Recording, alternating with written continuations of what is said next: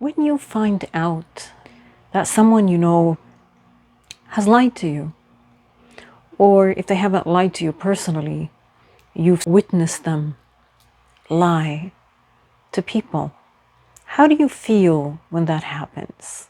Do you feel that's a great person that I would like to keep in my life, and I want to look up to them, and I want to behave and do as they do? Or do you kind of get repelled and you shrink back and think, OMG, and you stay away from that person and you wonder if you've seen them lie to other people when they've lied to you? Doesn't matter who that person is. It could be someone you love, someone you care about. It could be a general acquaintance. It could be someone at work. It could be someone at school. It could be someone in your family.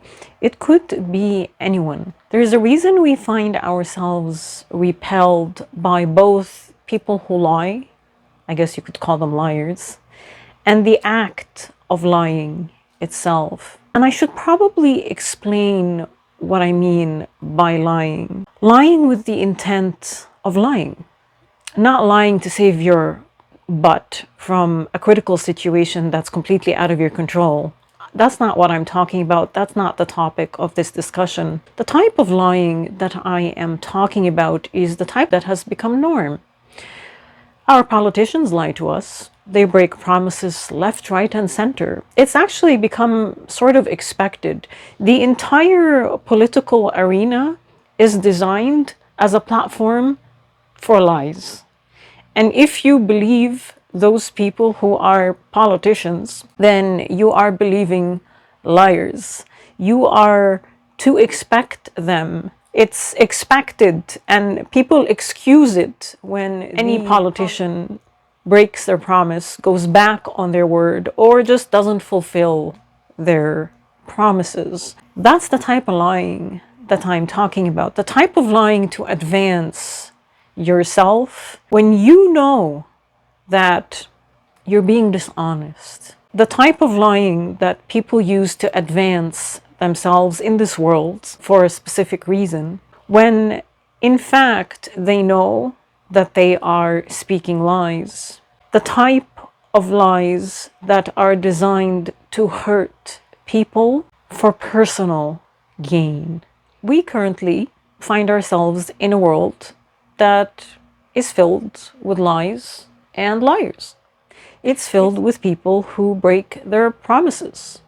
Lying and going back on your word and not fulfilling a promise that you made to a person or to a group of people has become so normal that it's sort of like a disease, an infection that has spread so far and wide, not just in society but around the world, that it's kind of hard not to encounter someone who doesn't do it. It's actually sort of a shock when you encounter someone who speaks the truth, who honors their word, who sees lying as an act of betrayal. And this is what I wanted to shed some light on today. We are currently evolving, and part of this evolution is you're going to start to develop spidey senses when someone is lying to you. I know I've developed them. Now, I don't use them to call people out and put them on the spot, because a lot of the time, the people who lie, they've become unaware of the fact that they're lying. And it's become such an integral part of how they function that calling them out is more likely to do harm than good. At least calling them out in public with an intention to demean them, to put them down, to expose them as liars. There is a compassionate way to avoid all of this that doesn't involve hurting other people, even if they are lying with negative intentions or for personal gain, which is, I believe, why we are evolving and we are able to now see a person when they are not being truthful or honest, or they have that intent of breaking a promise that they are making to you for short-term gain that is personal to them. Part of this is healing your own third eye so that you can perceive the energy of people, even if the words that they are speaking are saying something. The energy that is being emitted by them is clearly seen by you, and you can see deception. People who lie, people who are dishonest or intend to deceive, they are very ungrounded when they speak or utter the words that are deceptive. It is in our nature to be repelled by the act of lying and by those who are exposed to us as being inauthentic in their words, inauthentic in their promises. You don't lie to others unless you have already betrayed your own self. And it is against our nature to do that to ourselves, which is why it's hard for us to see it, to witness it, to be exposed to it. And it leaves you with a bad taste in your mouth, if you may.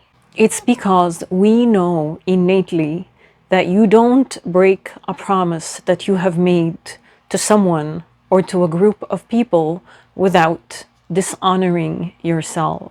The same way you don't disrespect people without disrespecting your own self and being totally okay with it.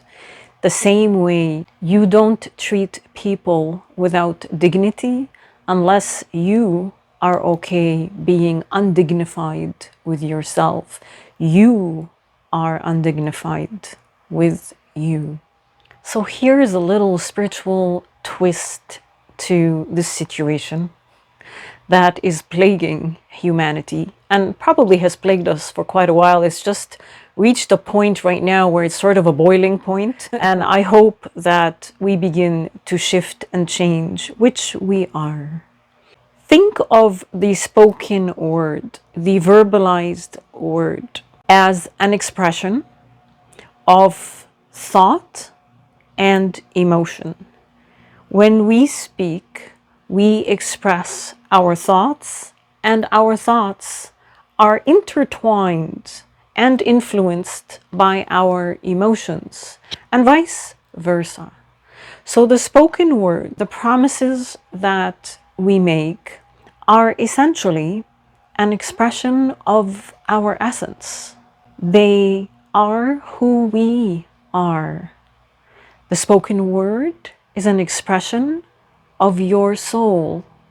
And with that understanding, when one speaks a word, when one makes a promise, when one utters anything out of their mouth and then lie and then deceive using their own words and then go back and break promises, then one has essentially betrayed oneself, because one has little to no respect to one's own essence, to one's own soul.